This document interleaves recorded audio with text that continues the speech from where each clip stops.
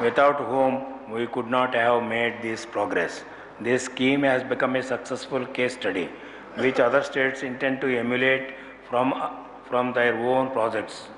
For their own projects. As part of this scheme, we have provided for returnable residential complex, commercial plots, pensions, annuity and other benefits. For all the capital development operations, I have provided 1500 crores in the 2016-17 budget estimates.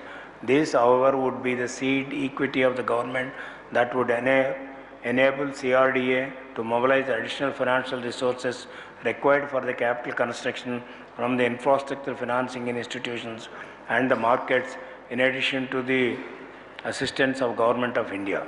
Law and order. A developed society can be built and sustained only with the robust law and order in the state. Further, a fast-growing economy can potentially lead to a higher crime rate. Therefore, our government is making all efforts to ensure the safety and security of all citizens in the state. We are determined to prevent and deal sternly with offences against women and members of the SC/ST communities. In this direction, our government has taken measures to strengthen the infrastructure, human resources and the capacity of the police force. We have procured additional vehicles, constructed additional buildings, fortified police stations and enhanced the supplies of our armory and established Dial 100 Command and Control Center. Further, we have also improved the service conditions of home guards by offering insurance services up to 2.5 lakh rupees per family apart from increased remuneration. I have provided 4,785.41 crores in the 2016-17 budget for the Department of Home Affairs, an increase of 17.9% over 2015-16. I have also increased the plan allocation for Home Department by 120%. I have earmarked 3 crores for sensitizing the police force regarding gender and social inclusion issues, land administration, and under the Me Intiki Me Bhumi program, we have placed the computerized land records in public domain to receive public feedback and rectify errors, if any. Further, we have introduced the e-crop booking system. We have withdrawn Grama Kantam lands from Section 22A of the Registration Act to remove hardship to the general public. We are also integrating the records required by the citizens under e-Pragati so as to deliver hassle-free, certificate-less governance. Apart from these services, we have issued 5 lakh tenant cards that include the fresh and renewed cards in 2015-16. We intend to double this number to around 10 lakh cards in 2016-17. We have enabled 95,299 farmers to obtain 215.48 crores as agricultural credit from the banks under the Andhra Pradesh Land Licensed Cultivators Act in 2015-16. We propose to double these efforts in 2016-17. I have provided 3,119.72 crores in the 2016-17 budget for the Revenue Department. Public services. We have not only implemented the recommendations of the 10th Pay Revision Commission, but also granted enhanced fitment of 43% against 29% recommended by the PRC. Our government is committed to strengthening the public services. In this direction, we have accorded permission to fill about 12,358 posts in different categories of administrative, technical and managerial services through direct recruitment. We are in the process of according permission for filling another 20,000 posts through direct recruitment.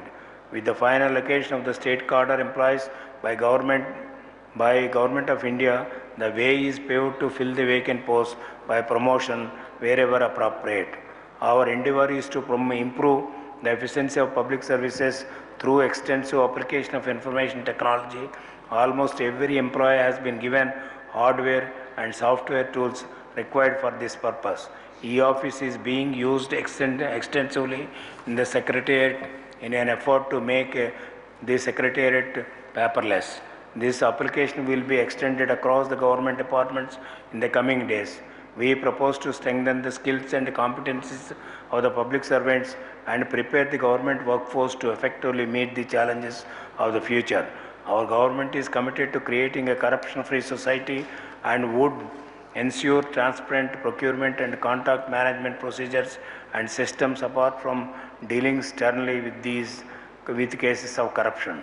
The Department of Electronics and Information Technology, Government of India has instituted the Electronic Transaction Aggregation and Analysis Layer, which aggregates the statistics of e-transactions in the country under various e-governance projects. As per this system, when analyzed from April 2015 to February 2016, we are ranked second in the country with 21,550 e-transactions related to governance, while the country's average is 3,340. In addition to the current Me-Seva services, we are augmenting mobile Me-Seva services for providing B2C and G2C services at a reasonable price so that the citizens can avail e-services anywhere. We have established MeKosam through which citizen grievances are filed and redressed. Further, we are implementing e-Pragati, which will provide integrated services to government, citizens and businesses with an expected outlay of 2,398 crores covering 33 departments, 315 agencies and 745 services. E-Pragati will be rolled out over a span of 2 years. This will create a comprehensive data management system, including land management system, citizen services, welfare programs, etc., that integrates with the geospatial mapping so that the developmental initiatives reach the citizens in a seamless manner across the society and to the last mile of the state and deliver certificate-less governance reforms. We believe that the development programs we design and implement will yield the expected outcomes only when the executing apparatus is effective and competent. In this direction, we designed the key performance indicators drawing from these expectations of the people as well as the globally acceptable sustainable development goals. In designing and applying these goals, we have engaged in a participatory process with all stakeholders. To effectively craft appropriate development strategies, we are bringing in best practices from across the world, like Malaysia's performance monitoring and delivering unit, PEMANDU, to work with us. PEMANDU has put Malaysia on a fast track to develop the country status. In this model, labs are conducted to dive deep into the factors that are hindering progress with active participation of all stakeholders from government, industry and civil society.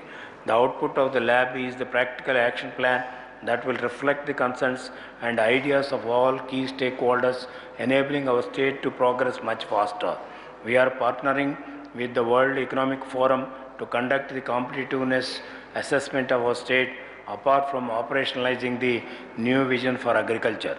This international engagement is bringing the global best practices for all-round development. A strategy can deliver effectively only when the implementation is monitored rigorously. Therefore, we have initiated the same dashboard where the Honorable Chief Minister monitors all the key development parameters in real time. This has increased accountability throughout the system and the consequential development impact. While the administration and the political executive emulates policies, their effectiveness is validated by the field level implementation. Accordingly, we have created for citizens level interface through the Janmabhoomi Mavuru program. Further, we are undertaking perception surveys to obtain real-time feedback from the people in order to modulate and fine-tune the policies in sync with the people's expectations. Direct benefit transfer. Our government is committed to delivering all welfare and development services directly to the beneficiaries, duly eliminating the middle agents and removing all fake and ineligible beneficiaries. In this direction, we have taken the lead in implementing Aadhaar and Jan Dhan Yojana, linked direct benefit transfer of several welfare and development programs. We have seeded all major welfare programs database with Aadhaar, secured Aadhaar penetration rate of 99.4%, ensured one bank account for every family, duly seeded with Aadhaar, installed electronic point of sale, e-pass machines in all fair pay shops, deployed banking correspondents across the state, and created the ecosystem ready for universal direct benefit transfer of all beneficiary-centered programs. I am proud to inform the House that the 2015-16 National Economic Survey released by the Government of India on February 20th, 2016 ranked Andhra Pradesh ahead of all other states in biometrically authenticated physical uptake readiness index with an index of 96.59%, while the next best state stands at 42.46%. We would like to take advantage of these achievements to universalize DBT across all programs. We would like to see seamless transfer of cash benefits directly to the beneficiaries with ready access for the withdrawal of cash. We are hopeful that the Aadhaar bill being tabled in the Parliament will give a fillip to the deployment of Aadhaar for service delivery. Financial management reform. During the 2015-16 financial year, we have made far-reaching changes in the way public finances are managed by the government. Comprehensive annual budget release order (CBRO) has replaced the quarterly budget release system, obviating the need for the departments to approach the finance department every quarter for release of funds. We have ensured timely availability of funds at the time and place of requirement, which has resulted in increased utilization of planned resources and increased capital expenditure. We have neither imposed cuts in non-plan expenditure nor limited any authorized expenditure. Above all, we have adhered to the statutory requirements of the Fiscal Responsibility and Budget Management Act, notwithstanding the difficult financial situation. We propose to consolidate and expand these measures, duly applying the 21st century best practices to the public financial management. We will rationalize the drawing and disbursement officers system and ensure distribution of budget to the last operational unit for the entire year in the first month of the financial year. Moreover, we will harmonize the cash flow to the monthly expenditure requirements. Above all, we propose to operationalize the e-Nidhi application during the current year that would enable real-time financial monitoring apart from data analytics and dynamic feedback to all stakeholders. Accounts 2014-15. The finance accounts finalized by the Accountant General of Andhra Pradesh show a revenue deficit of 10,417.49 crores and a fiscal deficit of 11,001.81 crores for the period from April 1st to June 1st, 2014 for the pre-reorganized state. Whereas the revenue deficit for the first 10 months of the residuary Andhra Pradesh from June 2nd, 2014 to March 31st, 2015 was 16,200 crores and the fiscal deficit was 23,048.98 crores. The revenue deficit and fiscal deficit for the period from June 2nd, 2014 and March 31st, 2015 was 2.61% and 3.91% of the GSTP respectively. Revised estimates for 2015-16. The revised estimates for 2015-16 demonstrate that our performance during the 2015-16 fiscal year was outstanding and as close to the original budget estimates as could be. This was unprecedented in the budget history of the state. The revised estimates for non-plan were 73,544.65 crores, whereas the plan expenditure was 38,671.43 crores. While the revised estimates for the plan expenditure is 112% of the estimated plan budget, the non-plan expenditure is 93.5% of the budget estimates. The non-plan expenditure was managed with the greatest diligence and without any explicit cuts, notwithstanding the fact that the state government employees and pensioners were sanctioned 43% fitment, 14 points higher than the level recommended by the 10th Pay Commission. The revenue deficit for 2015-16 is around 4,140.12 crores, whereas the fiscal deficit for the same period is around 17,004.91 crores, which amounts to 0.69% and 2.82% of the GSTP respectively. Budget estimates for 2016 and 17. For the financial year 2016-17, I propose an expenditure of 1,35,688.99 crores, with non-plan expenditure estimated at 86,554.55 crores, and the plan expenditure estimated at around 49,134.44 crores. The 2016-17 budget estimates entail an overall increase of around 20.30% over the 2015-16 budget estimates, while the non-plan expenditure is estimated to increase by around 10.07%. The plan expenditure is estimated to grow by around 42.78% over the 2015-16 financial year. The estimated revenue deficit is around 4,868.26 crores, and the fiscal deficit is estimated at 20,497.15 crores. The fiscal deficit will be around 2.99% of the GSTP, whereas the revenue deficit would be around 0.71% of the GSTP. Conclusion: I am confident that the 2016-17 budget will contribute to the growth momentum and ensure sustained double-digit growth for many years to come. It will open new vistas of opportunities to all sections of the society.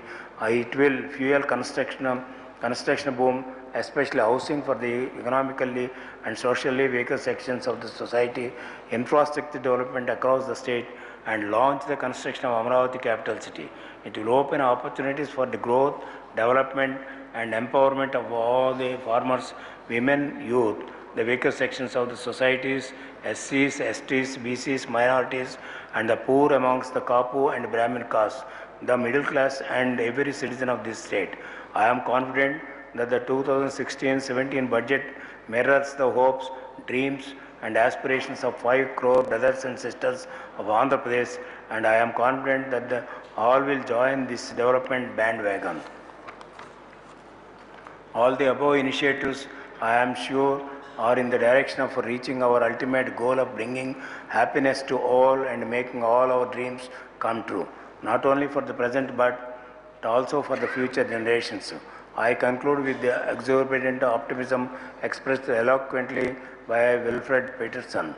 Walk with the dreamers, the believers, the courageous, the cheerful, the planners, the doers, the successful people with their heads in the clouds and their feet on the ground. Let their spirit ignite a fire within you to leave this world better than when you found it. I commend this budget for the approval of the House. Jai Hind.